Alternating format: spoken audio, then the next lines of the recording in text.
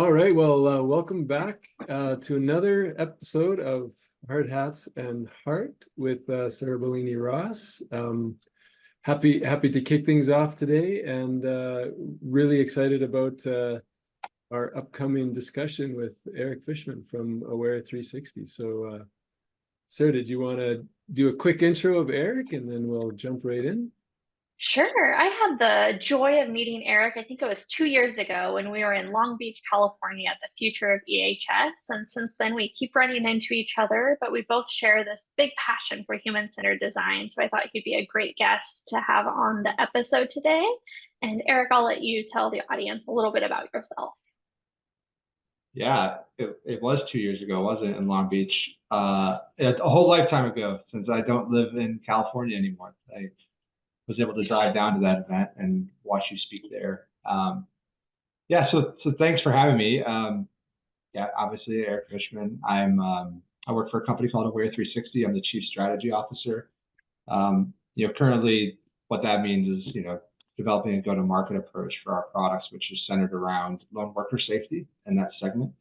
But more importantly, I'm a leader of people. Both personally and professionally, as my people are my passion. And so, from my time growing up in the great state of Michigan, all the way through going to college and career development, I've become more and more aware of how important, people are in my life and how much energy I get from them and their experiences, and how, listening, enriched my life. And I think it's made me a better dad, a better spouse, better employee, and a better leader. So, there's a lot more to me, but we don't have time to get into all the nitty gritty of childhood Eric. So I think that should suffice. Yeah. Awesome. Oh, Go ahead. No, you go ahead. I think you're going to ask the right question. I was going to ask it. How did you get started with safety, or what's your background with safety? Yeah, so interesting. I think I've maybe a similar story to either what you've heard or what we see in the market is you go to college or you go to university, most people aren't trained in classical safety industries. And maybe it's changed. It's probably changed quite a bit since I went to school. I got a degree in chemical engineering from Michigan State. And then as the economy turned, I was looking for opportunities elsewhere because things in Michigan weren't going so great. And I found this small company in California called Safer Systems. And they were looking for a chemical engineer to help them deliver emergency response software, specifically for chemical plants and refineries. A very, very niche product, but the stars really aligned in a way that you could never have predicted. They were looking for an engineer. The CEO was from Michigan. He was looking for somebody that had a Midwest work ethic, and he happened to just pick me on monster.com. He saw my resume and he's like, hey, we're a small company. I can't afford to move you out here, but if you're going to move here anyway, I can afford to hire you. And so my wife and my current wife, my girlfriend, and then 1 week later, fiance at the time, we moved to California. And so my entree to safety was really just a right place, right time. And I think the more important thing about safety is why I stayed in it. I think that's, you can get a job in safety, but if you're a chemical engineer, you could probably do lots of different things. And I think, I had this really big aha moment. So like 6 months after I started, I went up to Scott's neighborhood, a little city called Fort Saskatchewan, Alberta, northeast of Edmonton. There's a refinery up there, and I was tasked with training the users on our software. Our software, basically, if you had a chemical accident or a chemical emergency, it map out the plume of where the gases would go so you can keep your employees and your community safe. And my job was to train the users. So I spent 5 days in this modular trailer type of thing, doing 10 4-hour sessions over the course of 5 days, training 200 people. And there's two things that were really big moments for me. One was that how serious people took the consequences of their operations. Man, we have some really harmful things here. And people took real responsibility in that, and understanding what it meant for their employees and understanding what it meant for the community. And the second was sort of dovetails into the idea of human-centered design, was just a realization of how small we were of the mind share of an employee whose job every day has almost nothing to do with the software that you're training, right? They are, in some cases, plant operators, in some cases, or off-shift maintenance personnel or supervisors. And so you have to be able to capture, it's like, how do I capture the mind share of these people so that when the community or when their employees really need them, they're trained, they're prepared, and they're ready. And so it was sort of the first time where I thought, hey, I need to put myself in the customer's shoes a little bit more and see this whole thing from their lens, because I think a lot of software companies, they're getting better, but a lot of software companies talk to their customers about what we can do for them instead of figuring out how we fit in their lives and make their lives better. So I think it's pretty sufficient long answer. Yeah. So it sounded like that first interaction with those end users was a pretty big catalyst. How has that impacted your professional beliefs over the years? Well, I think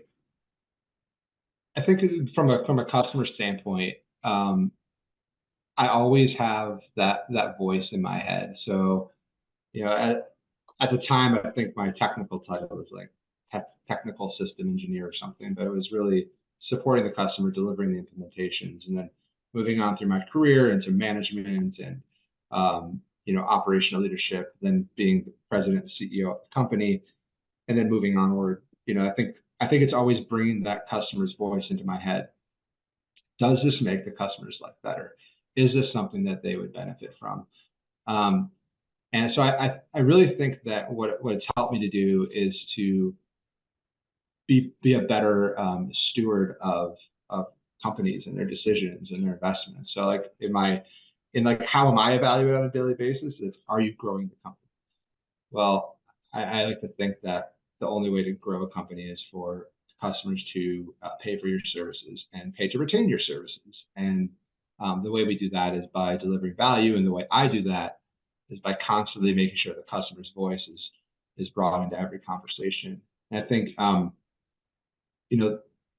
that was one really important pivotal moment. And there's probably, a bunch that I've had over my career. When it comes to, sort of product and sort of how we deliver it, I think of our customers first. And when I think of companies and how we build them, I think of employees first. I think I may have shared this with you, but there's a gentleman named Justin McElhatton, which a lot of people will know that the McElhatton Foundation founding Work to Zero. And Justin's mantra is always take care of your employees first, and your customers second, and your shareholders third. And when the first time I heard that, it really resonated with me, because your customers are taken care of by your employees. I don't take care of the customers, right? I appreciate them, I respect them, and I bring them into the conversation, but the reality is I don't work with them, but our employees do. And if you take care of them, they will take care of your customers. And so it's really been about how do we make sure that the customer is sort of at the forefront of everybody's conversation, and not just from product, but the overall experience of being a customer. So there you go. So you talked, you're really passionate about making sure employees are kind of that first priority, followed by customers and then shareholders. So what are some of those tangible ways that you keep the employees first and foremost in your leadership? Well, so I mean, for me, I think, and this I think has evolved a lot over the years. You may have read a lot about sort of millennial bosses and how I think I might be on the cusp of a millennial boss. And I also happen to marry a therapist. So I think the way I take care of my employees is sort of through a mental health and well-being approach. And that doesn't mean just being a friend and sort of being a coddler. I think, to me, it's about like the safety and something that you talk about a lot in human-centered design, is creating like a culturally safe place, an emotionally safe place to work where feedback is welcome. So to me, it's about creating the respect and the relationship that is built on common understanding of like where somebody wants to be in their life and what they're trying to do, so that the feedback is given in a way that supports career growth and everybody's individual career growth. So to me, it's mentoring people and helping them build better boundaries in their professional relationship. How to create boundaries in your life that allow you to be the person you want to be, right? Like I've gotten to a pretty good place in my career, but I also realized that I've set this boundary around being like a C-level executive of a big company. I don't think that's what I want. And so like how to mentor people to create the boundaries in their lives to create a meaningful relationship with their employer and a meaningful relationship. Because one thing that I really believe is, I have dinner with my whole family every night. We try to do this every night. Like by 5 p.m. to 8 p.m. is my protected time. Sometimes I work after that, and I have to. But I like to think about what people say about the company they work for when they're sitting with their families, right? So I've got employees, I'll use a pseudonym. Let's say George. What does George talk to his wife and his kids about when he goes home, right? Is he still thinking about work? I don't want him to be, right? Is he able to be present with his family? Does he enjoy work? Does he find dignity in his work? That's super important to me. And so those things are, it's a constant evolving process because not everybody is the same, but just trying to create space for everybody to have dignity in their work and, help knowing that work is a third of what you're going to do in your life. Just make sure that that's something that's meaningful to them and that they're proud of, if possible. I think that's a great point. I think as we've seen safety evolve recently, the importance of psychological safety is becoming more and more apparent, that if we don't have a psychologically safe workplace, we're going to see poor outcomes in our performance, our satisfaction, our retention. But I think we've all probably been in places where work was really tough. It wasn't a good environment and it was really challenging. What advice would you give to listeners who find themselves in that situation? Well, so if you're an employee of a place that you don't enjoy working, I mean, I would ultimately say that, like, this may be I don't know if this is too controversial, but like at a very basic level, we trade our time for money. And so I think people need to understand that the relationship with their employer is the same. If that's the most meaningful part of their relationship with their employer, they can get that anywhere. And so I think my advice to an employee would be, know your self-worth, constantly look for, what you can do, and never accept for trading your time for money and just showing up for a job. Ask your boss for more. I mean, you'll never get what you want if you don't ask. And so I think you can be humble about it. A lot of times you hear this, the person who asks for a raise every 9 months. People don't want to hear that. But if you have the self-awareness to sort of know where you're at with your relationship with your employer, just don't settle. I mean, it's a hard thing to do from an employer's perspective. If you are not that type of leader, one way to become that type of leader is to shut up, ask a question, and be comfortable with the answer. And you will get, the only way to become the type of leader, the empathetic leader, is when somebody provides you feedback, you don't respond. You say thank you. Like, that's just a skill that you have to develop if you don't have it. So to create that type of psychologically safe environment, you have to be willing to put people in positions that can make them uncomfortable and create the safety for them to be uncomfortable. And that can only come from truly listening. I think a lot about employees who work in psychologically unsafe environments. It's really hard to affect change in an organization where people don't feel psychologically safe, because they will always question the motives for why things are being done, and things will always be happening to them instead of them being a part of the change, right? And so it's a hard thing to fix, but the employee should know they have they have the ability to make change for the company, but they also have the ability to make change for themselves. And I would advise any manager or leader of people who doesn't already practice the art of asking a question and saying thank you to just start doing that. It's interesting the parallels between that and human-centered design when we start thinking about working with our customers, right? That importance of feedback, of having those really open conversations, but also listening to what they really need. You kind of touched on that a little bit about the importance of having that end user solving that problem, having it really fit into their lives. How do you see some of those trends with safety technology in today's market?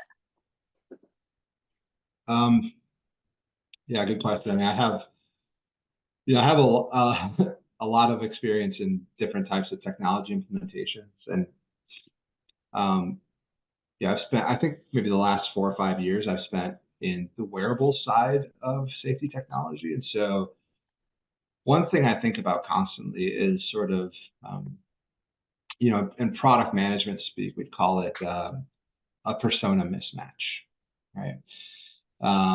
But in the reality of the way it looks like on the ground is you're delivering value to someone that wants to buy something, but they can only get the value if people use the product, and you're not delivering the value to the user. That's a big challenge in the safety world, especially in places where you have psychologically unsafe environments. And I think I have maybe a bias towards seeing high-risk industries as fairly cynical. So, you think of your classic oil and gas operator that works 12-hour shifts as a fairly cynical type of person. That persona that's sort of hardened against change. And if you need that person to do something, how are you delighting that user? How are you making their lives better to support the initiative of whether it be safety or whether it be some other sort of tangible ROI that you're trying to get? You need that person to contribute. And what I see is a lot of development of the functionality that sort of connects that person to the value, but doesn't help that person realize the value. And it only makes them more cynical because now they just assume that they're just being tracked, especially with the wearables. Anytime you put something on a person, they assume that it's for nefarious purposes. And I see it, it's dramatically different across industries. This is one of the things I find so fascinating. And if I'm going too far down a tangent, just slap me and break me off here. A really good example is the healthcare industry. Right? So I've spent the majority of my career serving chemical plants and oil refineries. And then sort of later in my career now at Aware 360, we service lone and mobile workers. Well, those come in all shapes and sizes. And it sort of started with more your high-risk industries, like maybe a remote utilities worker on a high line that's up in a bucket truck and you need to protect that person by themselves. But more recently, with whether it be the perception or the reality of social violence, social risk, interpersonal violence on the rise in North America, we're seeing a lot more adoption in sectors that we didn't see before. Mainly healthcare and retail are two areas that we've seen some pretty big shifts. And what we see is there's a complete difference in the way those industries sort of adopt. Now, the healthcare industry has HIPAA. If you're a U.S. citizen, you know what HIPAA is.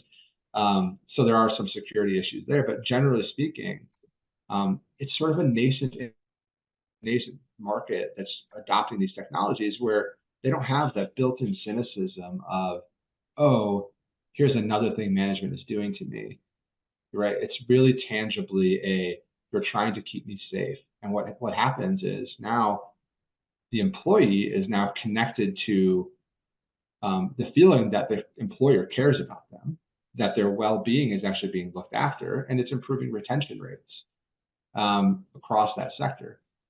The complete opposite happens in oil and gas, right? You tell Michael that he's now got to wear this device because we need to help in an emergency. He's like, screw you, you just want to know where I'm at, which is actually a thing I understand, but that's crazy too, that person thinks that, it's not crazy, but it's sort of like a total mismatch, right? Because that person thinks that their employer really just wants to track them. Their employer doesn't have time to actually track them. But there isn't the trust that's been built probably over years, and the cynicism and the hardening of the hearts that has created that sort of adversarial relationship. So I find that part of it really fascinating, that certain industries we're able to delight the users just by maybe it happens to be the risk that we're helping them with, right? The hazard that we're mitigating. Interpersonal violence is probably more on the forefront of a healthcare worker's mind when they walk into a patient's home than maybe it is when an operator walks into the refinery every day, right? That's just a hypothesis I have that I will continue to burn down over the course of my entire life, probably. I think that whole risk perception, though, right? If we know that healthcare workers are facing violence sometimes on a daily basis versus those really catastrophic events that may happen but aren't happening at that same frequency, but it's still just as important to have that solution in place. What would you say are some ways to help shift the mindset of those skeptical Sams out there in the world who don't want to engage in the solutions because they think they're fine and they don't need to be tracked? Oh, the $1 million question. So, I think one of the ways that we sort of can do better in this area, I don't have a one size fits all answer, but I think the question we want to ask is, how do we prove to people that what we really are doing is trying to keep them safe? And so I think a lot of that comes back to, sometimes the genie's out of the bottle. You've already deployed the solution. You may be too far down the line, and it may be irreparable. If I could just go back to how do you set things up from day one, I would just say, let your employees be part of the business justification process, right? So like we're trying, hey, there you go. We're trying to justify the purpose for the solution. It should involve all of the key stakeholders, right? There's a lot of different, ideologies for how you do that. I would typically say, find people that are hard to change their minds. Don't find the easiest ones to change minds, right? Don't find the 25-year-old person who gets a new phone every 6 months, who's lived an entire life of technology change. Go find the people that have been at your company for 20 years that like the way it's always been.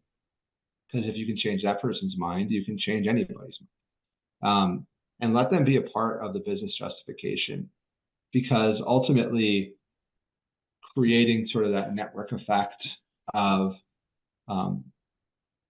letting employees be a part of it, they're going to be the ones that ultimately sell that justification to their friends when they're at the water cooler, or when they're in the safety talks every morning, or they're standing eating their snacks by the forklift or whatever. The people that need to be part of the solution need to be a part of the problem statement and the business justification. And I also think, when we, as a vendor, when we talk to customers, I would say our company mindset has shifted a lot over the years, where we really try to steer customers away from doing pilots. It's like, well, it just makes the sales process take longer, and the path to revenue takes forever, and yada yada. But what we realize is that it's inconsequential whether a customer calls it a pilot or not. They're going to do whatever it takes for them to try it. So let's be a part of it. And so what we do is we encourage, these weekly check-ins, and we tell them the weekly check-ins for this trial. We want to hear back from you, but you need to bring the people that are wearing it to the conversation. And we'd like to have at least a person in that call, but a secondary thing you could do is here's some surveys that we do. So we've got some pre-made surveys. So, right, because sometimes these are remote workers, they actually can't be there, to bring their voice into the conversation. And so in whatever way we can, support our customers to bring their users to the table. Because there's so much that we don't understand about how things actually get used. Like we can build case studies and use cases till we're blue in the face, but they're all theoretical until somebody needs to push the button and receive help. Yeah. Right. And to me, that's where it's like, if you get the people in there from the beginning, you'll get a through line for why do we do this? Is it working? Do we want to do more of it? And that's just an invaluable way to treat your employees and to get them to believe in what you're doing. That's such a critical part of the human-centered design process, is engaging those end users early and often to be able to iterate on their feedback and to really use that insights to help you design the solution that fits best for them. We know that it's really hard to play catch up, right? When you bring that solution to your employees and they've never heard it before, they haven't seen the problems, they haven't been a part of that process. But oftentimes that's how it happens in today's world, because, right, people who are the decision makers realize that there's this problem to solve, they come across a great vendor and they sign on the dotted line. In those situations, how can you kind of try to fix that issue when you maybe didn't engage employees early enough? Yeah, so I think a lot of people, maybe you engage in some sort of continuous improvement process or whatever you might call it in your organization. But I sort of think of it in a way where you really need to leverage sort of change agents in that way, because what you sort of need to do once the cat's out of the bag is you need to get to the core of what people's challenges are, and they're likely they may be extremely vocal about it, or they may be so passive that you don't get anything out of them. What you need are at least a couple people that believe in the process to support sort of changing it from within. And that could just look like weekly meetings to talk about departmental level plans, depending on how you deploy the solution. But ultimately, it's going to come down to a shared level of trust that's built on like a capability. So training is a perfect example of how you can sort of double back. Make sure the training focus is on, starts from why are we here? What is the solution capable of? Be transparent. Like, I think that's where things fall apart, is people will believe whatever story they want to believe if you don't write the narrative for them. And so I think that the best way to go would be, like, let's say in the example of a lone worker, and people are worried that you're tracking their location for disciplinary purposes. You know what a really nice thing to say would be? I totally get that. This solution actually can track your location. Here's what we're doing to protect your privacy and make sure that that's not a concern, right? We've turned on location updates to be every 15 minutes, or in some cases, only when there's an emergency and you actually need help, or when you check in. That's one thing we're doing, right? Or you could just say, we're not monitoring ourselves. We're using a third-party monitoring center. That third-party monitor will only know where you are if you need help, right? 2, our agreement with you is that your location can never be used for disciplinary purposes, right? Just make sure that you set forth the agreement with your employees. You always have to go back to, if you're a Simon Sinek fan, start with why.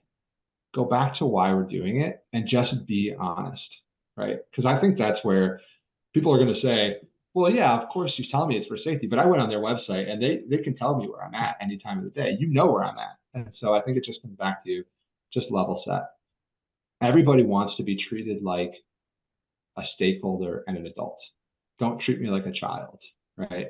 Don't tell me I can't have my pudding if I don't eat my meat, right? Like, people just want to be respected. And the way to respect people is create safe space by being transparent. Maybe an apology wouldn't hurt. Yeah.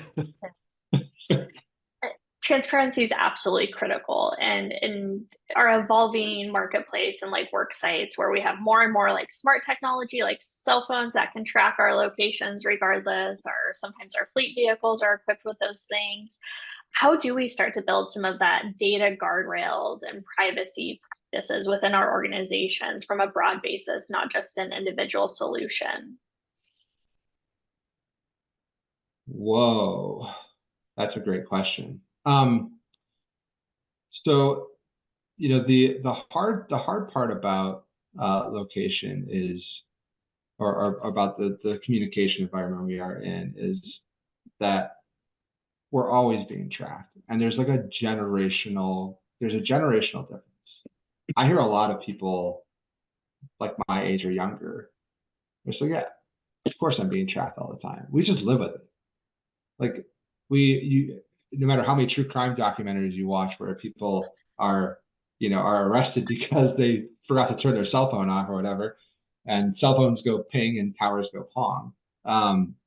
We're just used to it. And there's an older generation that's not. And I think that transition is such an important part of our lives, because we can't work in a world where a generation that's not comfortable with that level of tracking, or a type of person that's not comfortable with tracking, can't participate in the workforce, because those people are incredibly valuable and smart, and we need them to bring the next generation on. So, the question of how do we set up guardrails, I think it's intent upon employers to create the right internal structures to support, like structures and accountability, I would say. Because there's one thing to say what you're going to do it for, but there's another thing to follow through on it. And so, a lot of companies will are bring your own device policies into work. Well, it's really hard. It's really hard to manage somebody's device and tell them what they can or can't do with their device. So we have a perfect example, right? We have a mobile app. Well, the mobile app is incredibly useful, but the number of users, like how do you deploy that consistently to your user base? If you have a bring your own device policy, there's certain things you can and can't do. So, creating a device policy for your organization that really outlines what you expect from your employees and what your employees should expect from your employer, I think is almost the most critical thing for the future. Like, we all very much don't even think about what we do for our phones. Like, my phone I use it for work probably more than personal, but it's my phone and I pay for it. So what should my employer's expectation be, and what should my expectation of privacy be? And I think those policies are going to be critical. And I don't have the answer for it, but I would say almost like a HIPAA policy. Let your employees know what you will and won't do with information that you collect about them. Because I think that's the key to the future, is just the transparency around the data. And it's only going to get worse. So I think a lot of companies are moving away from providing devices to employees, right? Cell phones are so ubiquitous. Most places are bring your own device policies now. So the lines are getting blurred more and more every day. And I wish I had a better answer, but I don't have the perfect You touched on future a few times, and I'm really interested to hear what are your thoughts about the future of safety technology? Where are we headed? What do you see happening in the next 5 or 10 years? Well, there's a few things that that interest me that I see coming. Obviously, AI is on everybody's mind, and I think sort of the way I think about sort of the intersection of AI slash machine learning with wearables and what people might classically consider like an EH&S software platform. Because the idea of like a safety management system, we think about like keeping people safe and compliance. It's all about that sort of plan, do, check, act cycle, right? It's continuous improvement and safety management. It turns out that it seems as though machines are getting better at and faster at learning certain things than we are. And so one thing I start to see a lot more is creating continuous learning and continuous improvement that's sort of AI-led or machine learning-led. I don't want to give away all my ideas, but I would just say, I think about like a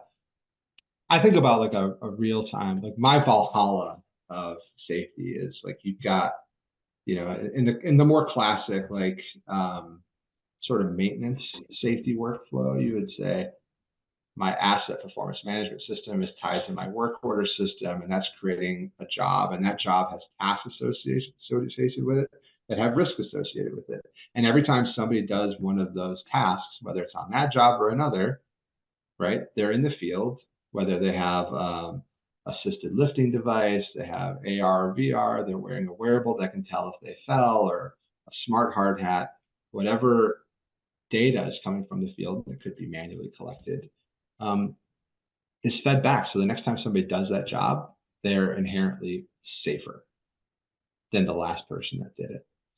So like my hope for the future of safety is that we use artificial intelligence to like make the people that come behind us safer. And I think about like all the things that you might, so whether it's a gas detector that detected H2S the last time somebody did a confined space in, I don't know, refinery unit S42, whatever, or it's a wearable that said the last time somebody did a job in October at this remote location, they tripped and fell. They called for SOS, or they missed a check-in, or the last person that drove on this road had a car accident. So like, and the accident was related to a moose crossing the street. So like the idea that we can use the technology that we're implementing today. So today's technology and even tomorrow's technology, and we can connect that to being better in a really meaningful way. That's what I would love to work on in the future. Because I think ultimately safety is about learning.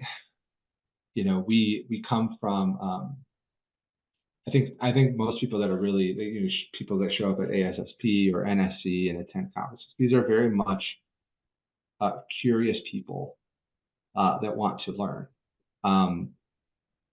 And so we don't have to wait for people to learn their lessons. We can actually create the learnings from data, from the things that already exist. And I don't know that the world's ready for it yet, but I think it's coming. I think it has to come. I mean, if I recall, there's still 5,000 people that die every year in the U.S. from work-related injuries. That doesn't even account for people that are severely injured or mildly injured that have impacts to themselves and to their families. And like that's just unacceptable. That safety has plateaued to that level. So how are we going to keep the next generation safe? I think that the other thing that I think is interesting is I don't know how long wearables are going to be around. With the amount of technology that's being deployed in phones, right? The capability of cameras and AI within cameras to detect what people are doing. I think the future of wearables is going to be very interesting to see what capacity and capability adjacent technologies are able to take on. I don't know if you guys know this, but you've probably heard, the iPhone launching satellite messaging, right? Well, what does that do? What does that do for a remote employee, where a company has to decide if they can afford a satellite communicator for them? Well, maybe now they don't have to because they have an iPhone. So it's already starting to sort of change maybe decision making and the margins about how people are protecting how companies are protecting their people. I also think one thing that I think is going to drive safety more and more is that I'm hopeful. This is not a technology thing. This is a people thing. The idea of human-centered design, or the idea of people-centered product leadership, if you will. One thing that I see over and over again now is just the conversation around the people that you're engaging with, maybe in a product or sales process. It's not just about what we can do for a customer. Now it's about how can you make their lives better? What are the things that they actually need to accomplish? We think about social and emotional and functional jobs, but those are where the business processes of the future are going to impact design. Is really starting to look far beyond the functional aspects of a job to be done for somebody, and what really makes a person tick. So how do you make their dreams come true, if you will? So I think there's a mixture of technology and the processes behind technology that are really going to drive the future.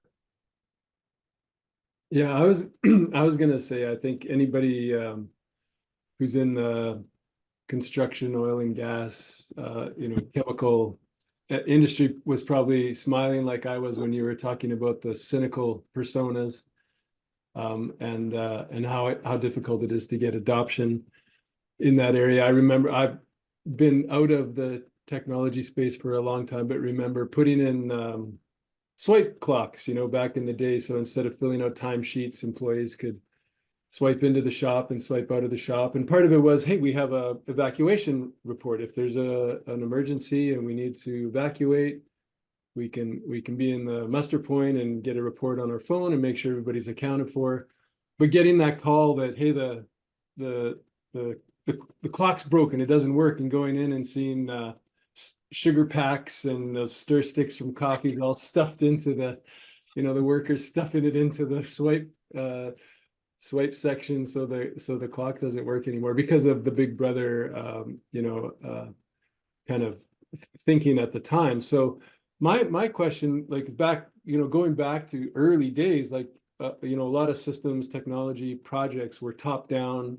Executives are forcing it on people. We were talking about improving processes, collecting more data, more reporting. There wasn't a lot of discussion around that human-centered design.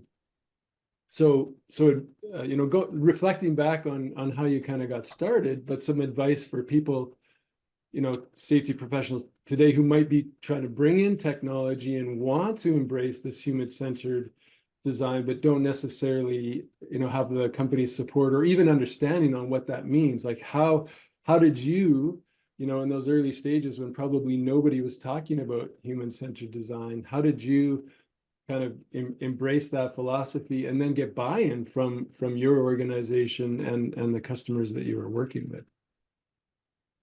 Yeah, so I think so that's a really good question. I would say, just sort of empathize with that situation or connect with it. When that project I did at that refinery, the safety leader at the refinery used some random budget to buy this thing, and he wasn't supposed to. It didn't go through the project management group. he's just like, I want to buy this thing. And so everything was impossible. We had to put a weather station at the firehouse.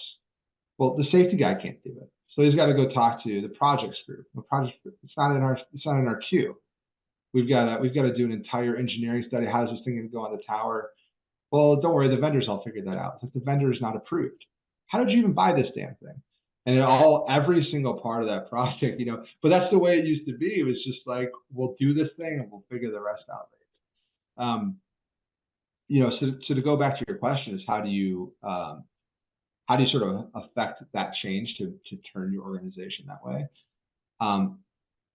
I think it comes with the ability to create this business case, the case for why you need something, and then make sure it's not yours.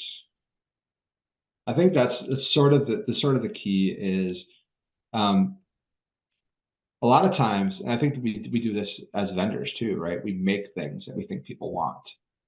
So if the justification for buying something is only yours, then you're probably going to fail. So if you have a really good idea that you think is a great idea, you have to be fearless in asking somebody else to tell you why it's a bad idea. That's a really good question to ask somebody. Hey, I have this really good idea. Tell me all the reasons why you think this sucks. And oh, by the way, would you be willing to help me make it better? And I think and it depends on the size of your organization. I can imagine, like my brother used to work at Northrop Grumman. Any Northrop Grumman listeners, my bad. But there's like 70,000, 100,000 employees. Affecting change at an engineering level is going to be really tough. I worked in small companies. So I always encourage people to try to create their small company, right? The reason why I love small companies, Aware 360 is, 35, 40 employees. Safer Systems had like 25 when we sold it. The reason why I love it is because every day I can pull a lever and see the results. When you're in big companies, sometimes you can pull a lever and you have no idea what you're doing. Like you have no idea what the result was. It's hard to make an impact, and impact is really important to me. So find a way to make your company feel smaller. And I would say if you have a small team, create a safe culture within that team where you can experiment and try new things and sort of try to evangelize it that way. It is really hard on a big company to make that type of change. But you need to find almost make a pilot organization. Find ways to make your company feel smaller, to start sort of creating a different type of culture and evangelizing them. Because that will make everything feel a little bit more possible, if you will.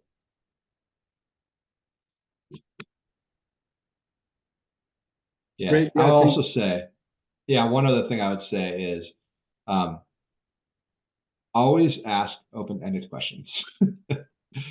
I think, in terms of the how are you going to get to how do you know if something is useful or valuable, or how do you get somebody's feedback? Yes or no questions are a surefire way for you to get no value. All you're doing is seeking validation for a hypothesis you have, instead of asking an open-ended question. And then one thing that I have been really bad at in my life that I've had to work my ass off to do is be comfortable with silence. So everybody is different. A lot of times people like me who like to talk, as you can tell, we like to fill the silence with our voice. And there's a large group of people in this world that need time to think, that need time to process. You have to live in the silence to give people the time and the space and the safety. Even if it feels awkward for you, we don't all feel silence the same way. Yeah. I remember I have an extremely introverted friend. We were driving up in a 5-hour car ride to go to Mammoth to go snowboard. And he gave me the greatest piece of feedback I could ever get. He's like, you talk too much. This great friend of mine, he's like, sometimes I just need silence, is what he told me. And I really took that to heart. And I think that we become better learners when we can sit with silence, because silence will tell you stuff too, right? Anyway, I get into my psychobabble. I'm not a therapist. No. I just play one on TV. But I think that's a great point of giving people the time to ruminate on it, to collect their thoughts. And that's why I think it's really important in that human-centered design process to have a multitude of options to provide feedback. Maybe you feel comfortable in a one-on-one meeting to raise those issues. Other people may need that survey where they have time to really process their thoughts and be able to put it out there. So I just would encourage listeners to give a lot of different options for providing that feedback. I think the open-ended questions are absolutely key. I love asking, like, if you had a magic wand and you could change anything about this, what would you change? There's been so many great ideas that have came from employees of how it could help make their jobs better, how it would delight the users. And then when you're able to take that back to the vendor or to the team that's implementing it and make those actual changes, it feels so good to go back to those employees and say, we heard what you said and look at what it can do now. And I think that's going to be really critical in this next phase of safety technology to really drive that adoption and success rates. Yeah, it's so important. Real quick, I just want to say the other thing too is try to live with your employees if you can. I think I mentioned this on the webinar. If you're doing a wearable program, wear the damn thing. Show them that it's safe to wear it, that you're wearing it. Go walk the floor with them. If you don't know what their day is like, how can you know if you're actually helping? So just be with your people. There you go. I'll just leave that there. Perfect. As we wrap up, do you have any other last minute advice or tips for listeners based on your career and personal experiences so far? Oh my gosh. Well, I've got a whole bunch of little quips and mantras or whatever, but I think the thing that I like to think about when it comes to like human-centered design and deploying new technology is like there's two things that resonate with me. One is I am capable of greatness, but we are capable of excellence. And so just like take yourself, always speak with we. Even if you're by yourself, practice speaking with we, because you're really not capable of doing a ton by yourself. But the power of a team that trusts is numerous and exponential. And then the other thing is hope is not a strategy. If you buy something and you hope it works, you're doing it wrong. Strategy is granular. Build a project, collect feedback, get into details, be a part of the machine that creates the value. I'm sure somebody listening that knows me is going to be like, hey, that was my thing, but okay. Credit to you. So anything else that you want to ask Scott before we wrap up? No, I think that was great. Great talking with Eric today, and I think that's some really good advice, for people and how to approach things with that human-centered design and how to realize employees are the most important asset, and they are people too, right? So they got to be in the design. 100%. This is really great. I love spending time with you guys. I would like to do this every day if I could. Well, we appreciate you joining us today, Eric, and thank you so much for sharing about your experiences, your lessons learned, and giving us some great advice to move forward. I hope you all have a wonderful day and look forward to our next episode. Hi. Thanks, Eric.